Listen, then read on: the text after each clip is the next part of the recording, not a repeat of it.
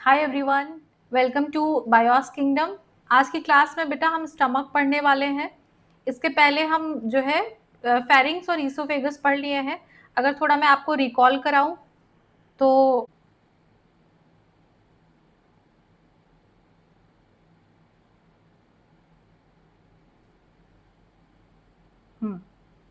ये ऐसा कुछ स्ट्रक्चर था। ठीक है, यहाँ से ये बक्कल कैविटी थी, माउथ, यहाँ से चीजें स्टार्ट हुई थी। ये आपका बक्कल कैविटी, ये आपका फेरिंग्स, उसके नीचे आपका जो है ईसोफेगस। इस यहाँ तक चीजें हमने पढ़ ली हैं। अब इसके बाद जो है ये स्टमक का स्टार्टिंग है, यहाँ से स्टमक स्टार्ट होता है। तो आज का टॉपिक हमारा स्टमक है, वो हम आज जो है पढ़ने वाले हैं। तो चलिए हम स्टार्ट करते हैं। स्टमक क्या होता है?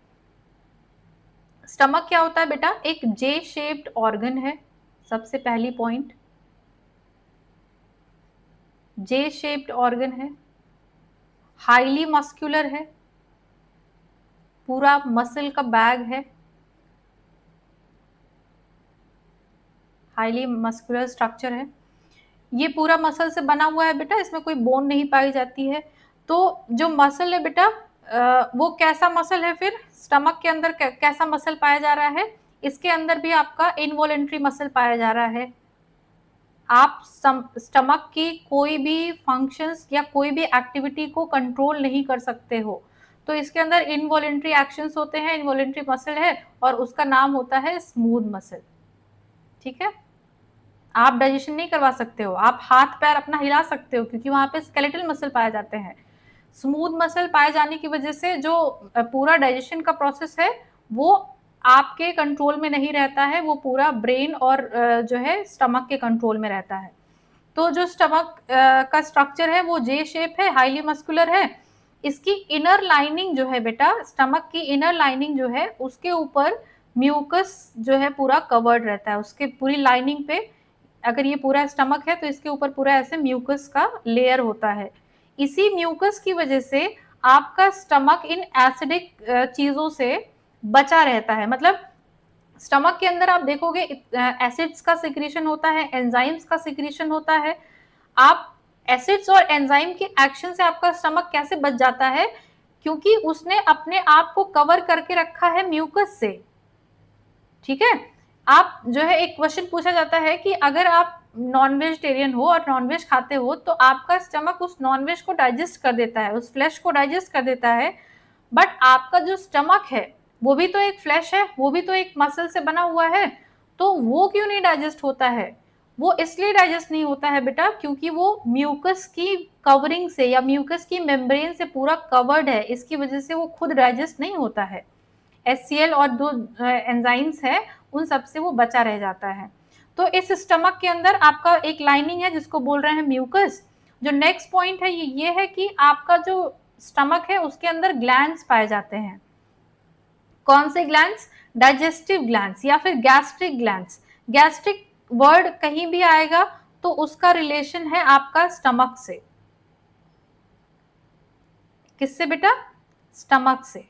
गैस्ट्रोलॉजिस्ट होते हैं जो स्टमक के डॉक्टर होते हैं, जो पेट की सारी समस्याओं से डील करते हैं, वो गैस्ट्रोलॉजिस्ट होते हैं। तो गैस्ट्रिक ग्लैंड्स मतलब स्टमक के ग्लैंड्स आपके यहाँ पे प्रेजेंट होते हैं स्टमक में, इन दी लाइनिंग, इसकी लाइनिंग के स्टमक की लाइनिंग के पास, और सिक्रीट करते हैं गैस्ट्रिक जूसेस जैसे कि HCl। What is the full form of HCl? Hydrochloric acid. ठीक है, तो ये इसका सिक्रीशन करते हैं। ये एक एसिड है, बहुत ही स्ट्रॉन्ग एसिड है। तो इसका सिक्रीशन गैस्ट्रिक ग्लैंड्स करते हैं। कहाँ पे करते हैं? अगर थोड़ा देखोगे तो ऐसे छोटे छोटे ट्यूब्स बने रहते हैं। मान लो ये इमेजिनरी ट्यूब्स है, ऐसे एक्चुअली में नहीं होता है, मतलब ऐसे ट्यूब्स निकले नहीं होते हैं, वो आपको माइक्रोस्कोप के अंदर दिखेगा। तो ऐसे ट्यूब्स होते हैं, इन्हीं से आपका सिक्रीशन निकलता है। ये जो भी सिक्रीशन आपका डाइजेस्टिव ग्लैंड्स निकालते हैं वो यहाँ पे एंजाइम्स ऐसे निकालते हैं, एंजाइम्स या जो जूसेस होते हैं वो यहाँ से ऐसे निकालते हैं। तो ये गैस्ट्रिक ग्लैंड्स अपना जूसेस इसी से निकालते हैं। और कौन सा जूस है? मेनली आपका HCl है। नेक्स्ट, इसके स्टमक के अंदर बेटा वैल्व्स प्रेजेंट होते हैं। वैल्व्स क्या होते हैं?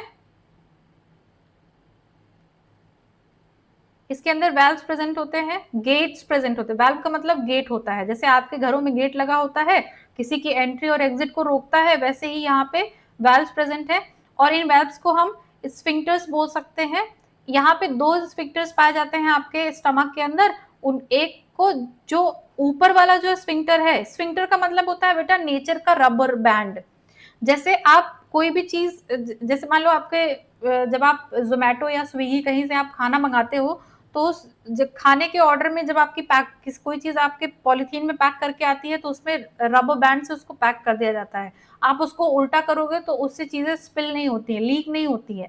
सेम ऐसे ही आपके स्टमक में दो ऐसे रबर बैंड्स लगे होते हैं। एक यहाँ ऐसे, इस कलर से दिख नहीं रहा है, मैं दूसरा कलर लेती हूँ। ऐसे ये रबर बैंड एक यहाँ लगा होता है और एक रबर बैंड ऐसे लगा होता है यहाँ पे। तो इस वाले रबर बैंड को हम बोलते हैं कार्डियक स्फिंक्टर। और जो नीचे वाला रबर बैंड है इसको क्या बोल रहे हैं बेटा? Cardiac sphincter. और जो नीचे वाला रबर बैंड है उसको हम बोल रहे हैं पाइलोरिक स्फिंक्टर। ठीक है। कार्डियक स्फिंक्टर क्यों बोल रहे हैं? क्योंकि ये हार्ट के पास पाई जाती है, ये हार्ट के पास पाई जाती है, तो इसी से कार्डियक आया है। तो इसीलिए इसका नाम कार्डियक स्फिंक्टर है। और पाइलोरिक क्यों बोला है? क्योंकि जो स्टमक का ये नीचे वाला पार्ट होता है इसको पाइलोरस बोलते हैं, पाइलोरस बोलते हैं, यहीं से आया है आपका पाइलोरिक स्फिंक्टर। तो नेचर ने आपके स्टमक में दो रबर बैंड्स लगा के रखे हैं। ये क्या करते हैं?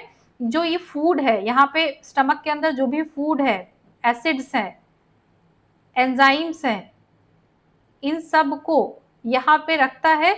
इसका लीकेज ऊपर की तरफ ना होने पाए या फिर नीचे की तरफ ना होने पाए, इससे बचाने के लिए नेचर ने स्फिंक्टर्स लगा के रखे हैं, या फिर यूं कहें कि रबर बैंड्स लगा के रखे हैं, जिससे कि लीक नहीं होगा ऊपर की तरफ। ठीक है। तो ये स्फिंक्टर्स है, दो स्फिंक्टर्स गेट की तरीके से काम करते हैं, रबर बैंड की तरीके से काम करते हैं। अब जो एसिड है आपके स्टमक के अंदर, HCl, उसका क्या काम है बेटा? जो HCl है वो क्या करता है? वो आपके पेप्सिन एंजाइम को एक्टिवेट कराता है। मतलब जो HCl एंजाइम है उसका सिक्रीशन इसलिए होता है क्योंकि स्टमक के अंदर जब फूड जाता है तो उस फूड में कंपोनेंट्स होते हैं उसके, उसमें प्रोटीन होता है, उसमें विटामिन होते हैं, उसमें कार्बोहाइड्रेट होता है और उसमें फैट्स होते हैं। तो जो स्टमक है उसमें मेनली आपके प्रोटीन का डाइजेशन होता है। यहाँ पे स्टमक के अंदर किसका डाइजेशन होता है बेटा? प्रोटीन का डाइजेशन होता है। तो प्रोटीन के ऊपर एक एंजाइम काम करता है, एक्ट करता है, जिसका नाम है पेप्सिन। और इस पेप्सिन को जगाने के लिए, ये सोता रहता है बेटा, इसको जगाने के लिए आपका स्टमक एक एसिड रिलीज करता है जिसका नाम है हाइड्रोक्लोरिक एसिड। इसको रिलीज करते ही ये पेप्सिन पे जाके एक्ट करता है, यहाँ पे ये एक्ट करेगा और इसको क्या करा देगा? एक्टिवेट करा देगा। और जब ये एक्टिवेट हो जाएगा तो ये प्रोटीन का डिग्रेडेशन या फिर उसका ब्रेकडाउन कराने लगता है। तो वही यहाँ पे लिखा हुआ है, the acidic nature of HCl। HCl का जो एसिडिक नेचर है वो फैसिलिटेट करता है action of pepsin enzyme. Pepsin enzyme के एक्शन को फैसिलिटेट करता है। कैसे करता है वो मैंने आपको बता दिया। फैसिलिटेट का मतलब हेल्प होता है, वो आपको याद रखना है। तो स्ट्रक्चर आपको समझ में आ गया होगा, स्टमक का स्ट्रक्चर क्या क्या है। अब इसके फंक्शन को देख लेते हैं। ये जो पॉइंट है ये फंक्शन है। स्टमक का फंक्शन क्या है बेटा? पहले तो ये फूड को चर्न कराता है। चर्न का मतलब क्या होता है? ऐसे जनरल एग्जांपल से समझो, आप सब घरों में जो है मिक्सर ग्राइंडर यूज करते होगे। मिक्सर ग्राइंडर में क्या करते हो? आप मसाला रखते हो, वाटर मिक्स करते हो और ऑन करते ही वो पूरा पेस्ट की फॉर्म में कन्वर्ट हो जाता है। तो सेम ऐसे ही स्टमक के अंदर आप जब फूड डालते हो तो उसके ऊपर आपके एंजाइम्स एक्ट करते हैं। आपका जो एंजाइम्स के साथ साथ जो एसिड है, हाइड्रोक्लोरिक एसिड, वो एक्ट करता है।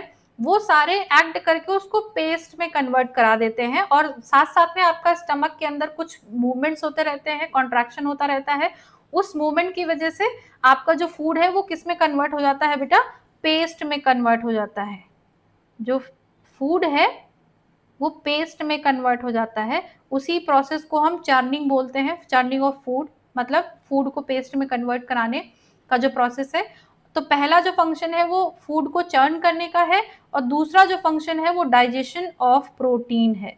तो मैंने यहीं पे बताया कि जो स्टमक है वो प्रोटीन का डाइजेशन कराता है मेनली। तो जो है प्रोटीन को पेप्सिन एंजाइम की हेल्प से डाइजेस्ट करा देता है। तो दूसरा फंक्शन आपका स्टमक का क्या हुआ फिर, डाइजेशन ऑफ प्रोटीन हुआ। अब स्टमक का यही पूरा आपका स्ट्रक्चर है, फंक्शन है। आई होप कि समझ में आया आपको स्टमक का स्ट्रक्चर, फंक्शन। अगर कुछ रह गया है या नहीं समझ में आया है तो आप कमेंट सेक्शन में पूछ सकते हो। आज के लिए इतना ही। Thank you so much.